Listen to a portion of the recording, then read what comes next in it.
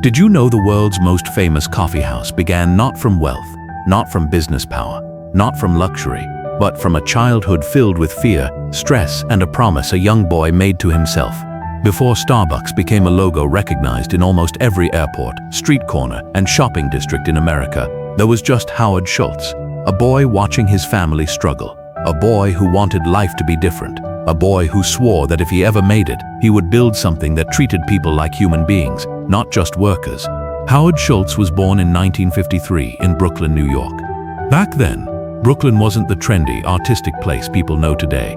It was working class, rough, crowded, and heavy with the pressure of survival. His family lived in a public housing project called Bayview. The elevators didn't always work. Paint peeled from walls, and neighbors could hear each other arguing through thin apartment doors. Life was not glamorous. It was survival.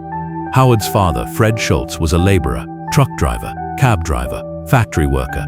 The kinds of jobs that took strength, sweat, and sacrifice, but didn't offer health insurance, benefits, or stability. His father worked because he had to. His mother did everything she could to keep the family together, but money was always short. Stress was always present. Howard learned early what struggle looked like. One winter morning, everything changed.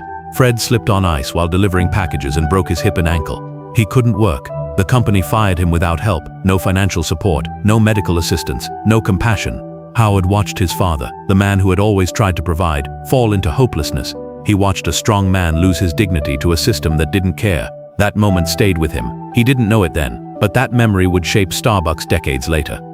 Growing up, Howard didn't have many advantages, but he had determination. He played sports, especially football, not just because he loved it, but because it might be a way out. And it worked. He earned a football scholarship to Northern Michigan University, making him the first in his family to attend college. But even then, life was not easy. Scholarships didn't cover everything. He worked as a bartender, he sold his blood plasma, he moved furniture, he did whatever it took. After college, his first major job was at Xerox, one of America's top corporations. It was stable, it paid well, it was the kind of job someone from his background was expected to be grateful for. But Howard didn't want just stability, he wanted meaning. And then he discovered a small Seattle company, Starbucks. At that time, Starbucks didn't sell lattes or cappuccinos. It sold high-quality coffee beans and equipment. The company was tiny. But Howard saw passion in the founders. He saw devotion to quality, something deeper than business. He convinced them to hire him. 1 year later, Howard traveled to Italy for work, and that trip changed everything. In Italy, cafés were part of daily life. People didn't rush in and out. They talked, relaxed, thought, connected. The barista knew your name. Coffee wasn't a drink, it was community. Howard came back with a spark in his chest. He walked into Starbucks and said, "This is our future.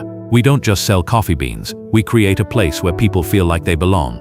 A third place. Not home, not work, something warm in between. But the founders didn't agree. They didn't want Starbucks to be a cafe. They believed it would destroy the brand. So Howard quit. He started his own coffee shop, Il Giornale, inspired by the Italian cafe model. Investors rejected him again and again. Some even laughed. Who would pay extra for coffee? Who would sit in a cafe just to talk? They said Americans wanted fast, cheap coffee, not experience. But Howard persisted, and slowly, Il Giornale became successful. Then came the turning point. Starbucks was struggling financially.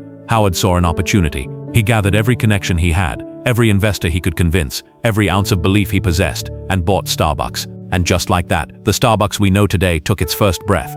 Howard didn't just open stores. He built spaces, wooden tables, soft lighting, music that made you slow down just a little. Baristas who remembered your usual order, a place where you could sit for 10 minutes and breathe, a place to feel human in a rushing world. But he didn't stop there. He remembered his father sitting helpless on that couch. So Howard introduced something unheard of at that time. Health insurance for part-time workers, stock options for employees. He didn't call them workers, he called them partners. Starbucks wasn't just a company, it was a statement. As Starbucks grew across America, critics predicted failure. They said people would get tired of coffee culture. They said Starbucks was a trend. But something deeper was happening.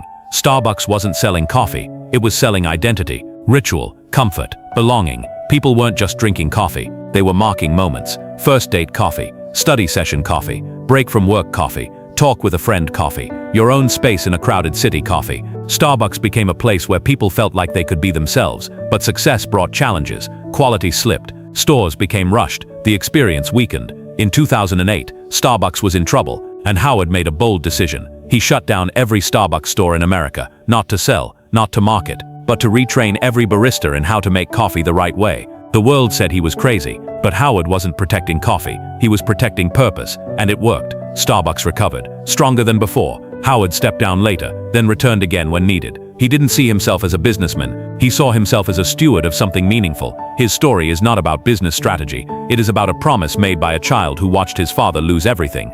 A promise to build a world where dignity matters. Today, Starbucks has over 30,000 stores, but the real legacy is not the number. It's the idea. The idea that a place serving something as simple as coffee can make people feel seen, safe, and valued. Howard Schultz didn't just build a company, he built a feeling. But Howard's journey didn't end with success. Success never ends anything. It only changes the questions. As Starbucks expanded across continents, Howard found himself facing a new challenge. What happens when a company becomes too big? When the mission that once felt personal risks becoming mechanical? When the place meant to feel warm starts to feel corporate? He worried that Starbucks would become just another chain, another convenience stop, another logo without a soul. So he focused on something most companies ignore: the story behind every cup.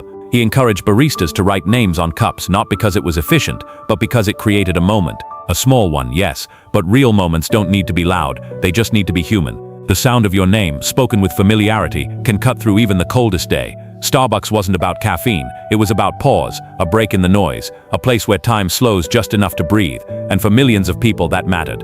But Howard also believed that a business shouldn't only serve customers, it should serve communities. He invested in hiring veterans. He developed programs for young people without access to college. He created initiatives to support farmers who grew Starbucks' beans, ensuring they earned fair pay and stable livelihoods. He remembered where he came from. He remembered the apartment hallways that smelled like heavy winter coats drying near radiators. He remembered the sharp quiet of a home where bills stacked up. He remembered a father who worked until his body broke, and a system that tossed him aside. So Howard built Starbucks with something rare in business: empathy.